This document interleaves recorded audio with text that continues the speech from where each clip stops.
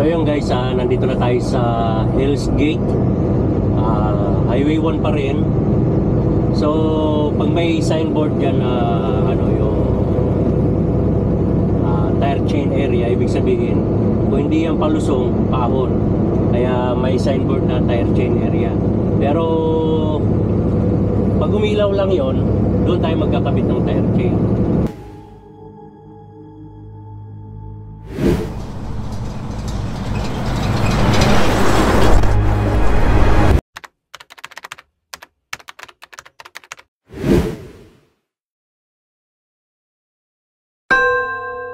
Pero ibig sabihin, sign yan na may palusong or paahon.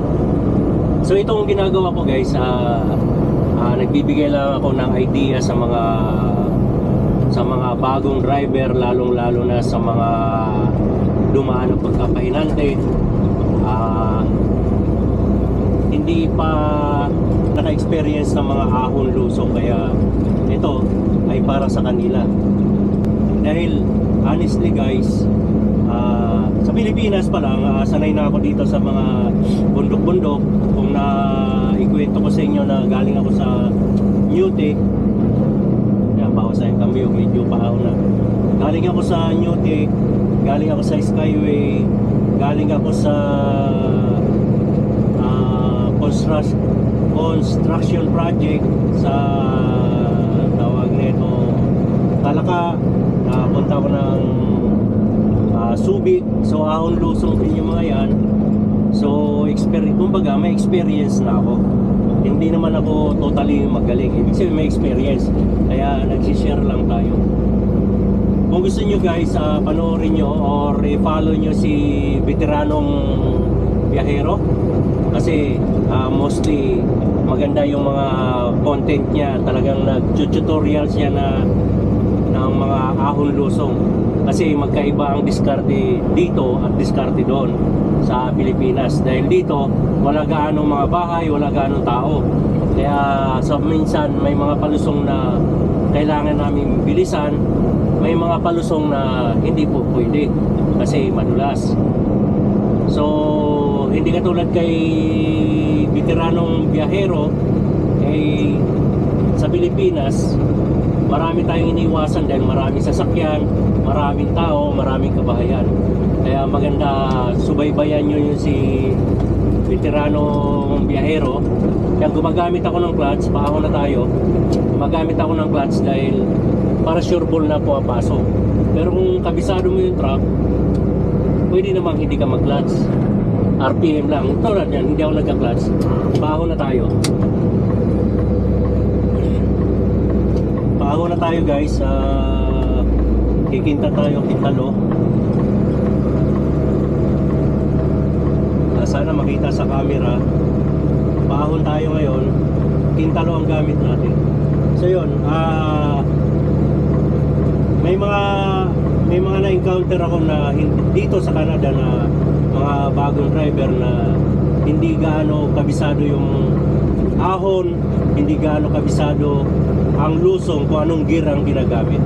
So ito, tulong na rin sa kanila para mabigyan sila ng idea. Dahil nga sino pa ba magtutulungan o sino pa ba magbibigayan ng idea kundi tayo lang din. Or kung gusto nyo, manood kayo sa mga YouTube ng mga puti, tinuturo din nila. So itong ginagawa ko ay wala naman siguro masama. Sabihin na natin walang kwenta ang video ko, pero ito ay malaking tulong sa mga baguhan na driver. Dahil may mga baguhan na akala nila lusong lang ng lusong, kahit i-cambio ka ng cambio. So ubusin mo yung cambio, ang problema kung paano mo pahintuin yung truck. So hindi basta-basta ganun lang guys, na cambio ng cambio. Sa paahon may mga cambio na gamit para makaahon tayo. Hindi porket cambio ka ng pataas ay palakas sa palakas yun, hindi. Kailangan ang cambio mo pagpahon pabawas. Ngayon pag palusong naman, pabawas pa rin, kasi hindi pwede na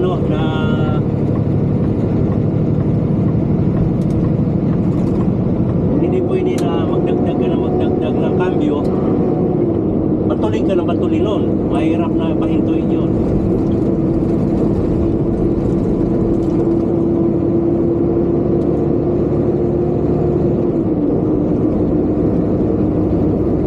Kaya hindi porkit malakas ang truck eh ihahataw natin pababa.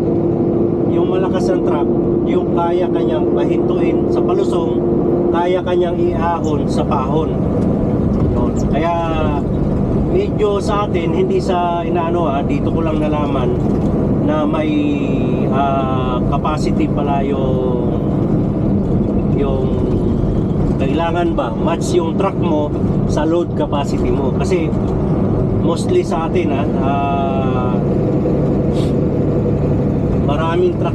maraming owner operator sa atin na ang makina ay nasa 385 na ang horsepower, tapos ang karga nasa 40 tons pataas.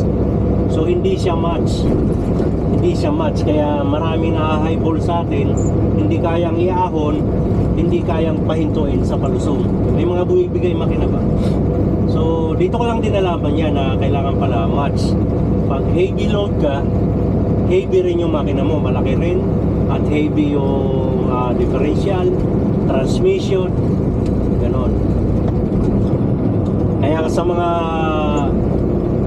mga kababayan ko na sa Pilipinas, kailangan yung papasukin yung kumpanya, alam nyo kung anong load capacity meron sila, ilang maximum, then yung truck mo imamatch mo sa load mo.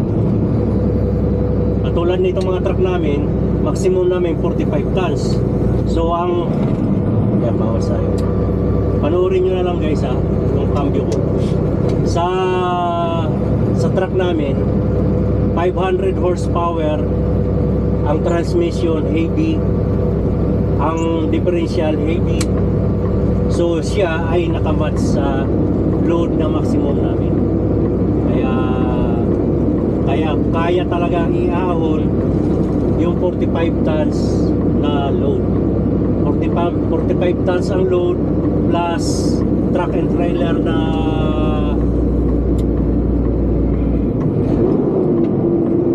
relax lang tayo, huwag mataranta sa tahon dahil yan ang mga kasira sa diskarte.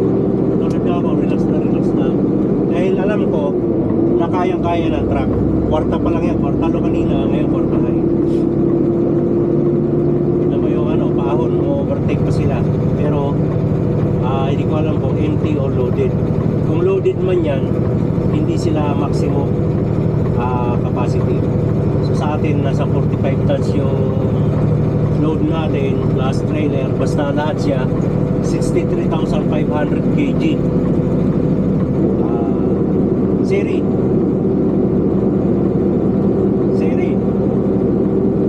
wala signal si Siri. So yun guys, ngayon hindi porket paahon ibibirit natin, wag. Alalayan lang ang RPM natin nasa 1600 or 1600 RPM. So pwede naman natin diinan, nakadiin tayo, pero wala ka na rin idagdag na cambio dahil nga paahon siya.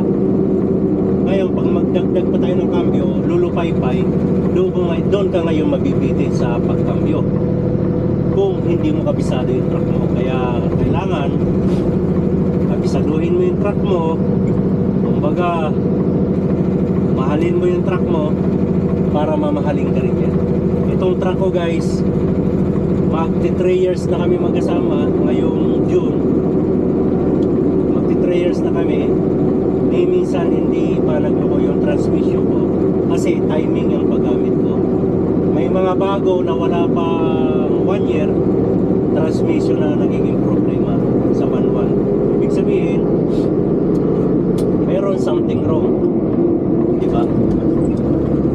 So kaya nga nagbibigay ako ng idea, hindi lang to sa mga kundi sa mga kababayan rin natin na nandito sa Canada, yung tamang paggamit ng cambio at ng truck mo.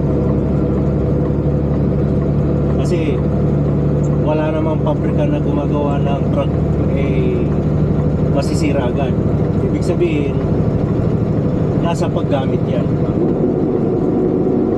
So itong ginagawa ko ay nasa inyo na yan kung may mapupulot kayo, pupulutin nyo yung magandang idea o hindi.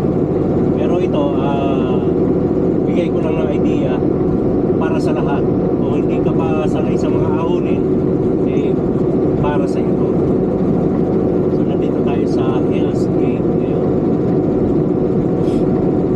Itong Hell's Gate na to, hindi ko alam bakit Hell's Gate ang tawag. So ito naman guys, palusong tayo. Basta slow moving tayo, kailangan mag-hazard tayo. Naka 7 talo lang tayo ngayon. Pag palusong, medyo magbabawas tayo ng cambio, depende sa sitwasyon, dahil yung may mga palusong na slightly lang tulad nito, patulin tayo ng patulin palusong. So naka 70 high tayo, bawas tayo ng 70, may kotse pang overtake, 7 talo tayo. Ngayon naka number 3 yung exhaust natin. Sa exhaust naman tayo magko-control. Bawas isa, number 2.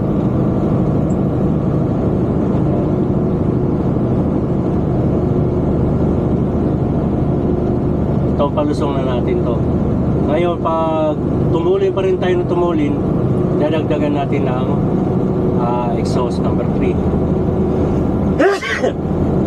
Ayan, number 3, tumutulin tayo. Ngayon, tumutulin tayo. Naka-exhaust tayo number 3. Preno tayo. Bawas, bagal, splitter, clutch, 6 high. So 6 high tayo. Ngayon, kung tumutulin pa rin tayo, tumutulin, gamit natin yung number 3 na exhaust, magbabawas pa tayo. Pero okay naman siya, kaya ng nasa 1700 RPM lang tayo. Ibig sabihin okay pa yan. Pero pag tumataas ng tumataas, umabot ng 18, 1900, eh magbawas tayo ng cambio pa, kasi mahihirapan tayo na pahintuin siya. Eh dito sa BC, ang mga palusong napakahaba. Yung natin, temperature okay pa, nag-auto siya, auto.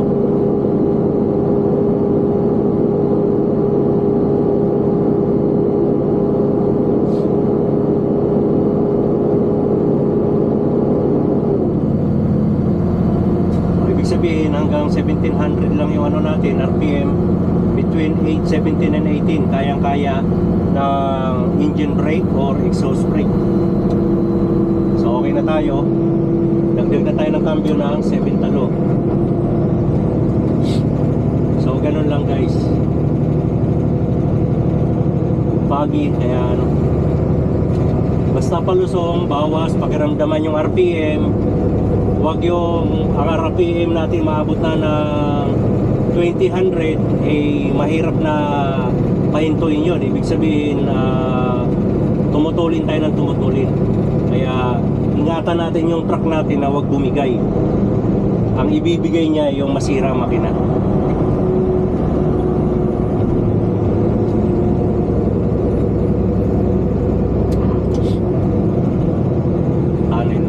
China bar tunnel.